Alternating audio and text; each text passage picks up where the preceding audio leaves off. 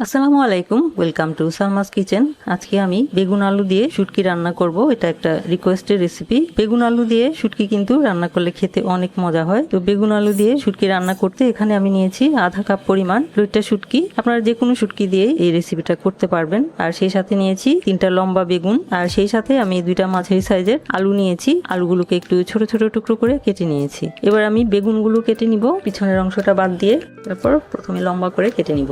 বেগুনগুলো কিন্তু আমি আগেই ধুয়ে নিয়েছি। এবার আলুর মতো ছোট ছোট টুকরো করে কেটে নিব।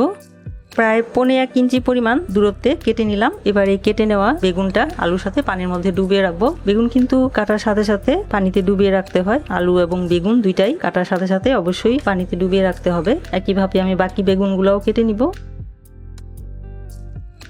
বেগুনের মধ্যে এরকম পোকা থাকতে পারে, সেগুলো কিন্তু কেটে বাদ দিয়ে দিতে হবে। সবগুলো বেগুন কেটে নিলাম। এবারে চলে যাব চুলায়। একটা পুরনো ফ্রাই প্যানে শুটকিটা একটু ভেজে নিব। শুটকি রান্নার আগে একটু ভেজে নিলে পরে শুটকির ঘ্রাণটা আরো বেশি অ্যাক্টিভ হয়। তাছাড়া শুটকির মধ্যে যদি কোনো ফাঙ্গাস থেকে থাকে সেটাও চলে যায়। 3 মিনিটের মতো ভেজে নিলে হবে মিডিয়াম হাই হিটে। তাহলে যখন শুটকি ভাজা সুন্দর একটা ঘ্রাণ চারপাশে ছড়াবে তখনই বোঝা যাবে যে ভাজা হয়ে গেছে। আর একটু ধোঁয়া উঠবে যখন শুটকিটা ভাজা হয়ে যাবে। যখন এরকম ধোঁয়া উঠতে থাকবে আর শুটকি ভাজা সুন্দর ঘ্রাণ চারপাশে ছড়াতে থাকবে, সে পর্যায়ে চুলাটা বন্ধ করে দিব। শুটকি আমার ভাজা হয়ে গেছে এবং শুটকির কালারটা একটু চেঞ্জ হয়ে একটু ব্রাউন হবে। এবার এর মধ্যে দিয়ে দিব পানি পর্যাপ্ত। এই পানিটার মধ্যে 5 মিনিট রেখে তারপর এটাকে একটু ঘষে ঘষে 3 থেকে 4 বার পানি পাল্টিয়ে ধুয়ে নিতে হবে। তাহলেই শুটকিটা একদম পরিষ্কার হয়ে ধোয়া হয়ে যাবে এবং নরম হয়ে যাবে। ফিরে আসছি তাহলে শুটকিটা ভালো করে পরিষ্কার করে ধুয়ে নিয়ে। ফিরে এলাম। শুটকিটা ভালো করে ধুয়ে নিয়ে একদম নরম হয়ে গেছে। এবারে আমি রান্নাটা শুরু করব। কড়াইতে দিয়ে দিব 4 টেবিল চামচ পরিমাণ রান্নার তেল। আমি সরিষার তেল দিচ্ছি। আপনারা যে কোনো তেল দিয়ে রান্নাটা করতে পারবেন। তেলটা গরম করে নিব। তেল গরম হয়ে গেলে দিয়ে দিব আধা কাপ পরিমাণ পেঁয়াজ কুচি। সেই সাথে দিয়ে দিব 2টি চিড়ে নেওয়া কাঁচামরিচ। এবার পেঁয়াজ আর কাঁচামরিচটাকে একসাথে ভেজে নিব। পেঁয়াজটা একটু হালকা লাল হয়ে যাওয়া পর্যন্ত।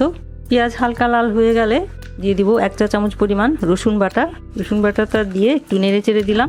সেই সাথে যোগ করব 1.25 চা চামচ পরিমাণ হলুদের গুঁড়া এবং 1.25 চা চামচ পরিমাণ লাল মরিচের গুঁড়া। সেই সাথে দিয়ে দিব স্বাদ মতো লবণ। ঝাল যে যেমন পছন্দ করেন সে অনুযায়ী ঝাল কমিয়ে অথবা বাড়িয়েও দিতে পারবেন।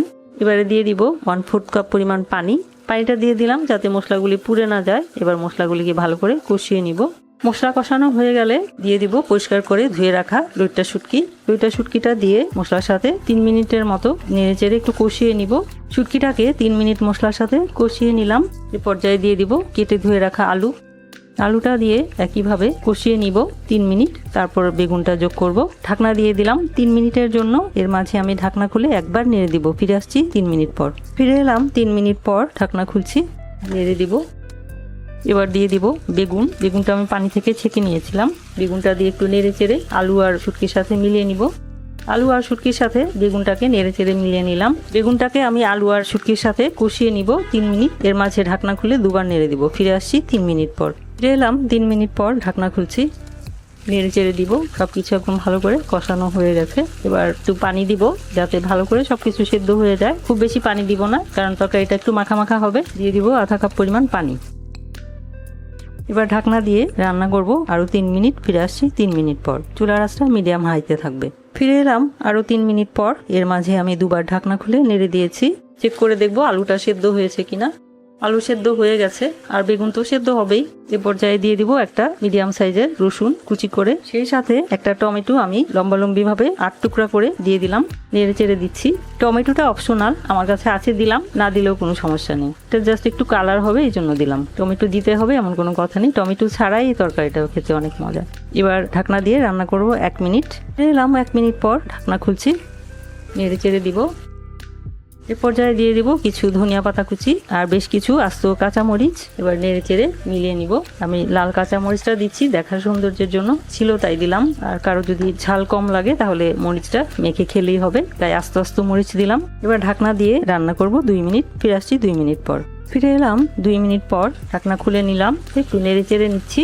রান্নাটা হয়ে গেছে, চুলা বন্ধ করে দিচ্ছি। এবারে পরিবেশন করে নিচ্ছি। এভাবেই তৈরি করে নিলাম বেগুন আলু দিয়ে শুটকির তরকারি। যে কোনো শুটকি দিয়েই এই রেসিপিটা তৈরি করা যাবে এবং খেতে অসম্ভব মজা। এটা একটা রিকোয়েস্টের ভিডিও, যারা শুটকি খেতে পছন্দ করেন তারা আশা করছি এটা ট্রাই করে দেখবেন, আশা করছি ভালো লাগবে। ভিডিওটি দেখার জন্য এবং এতক্ষণ সাথে থাকার জন্য অসংখ্য ধন্যবাদ। সবাই অনেক অনেক ভালো থাকবেন, আমার আর আমার পরিবারের জন্য দোয়া করবেন। আল্লাহ হাফেজ।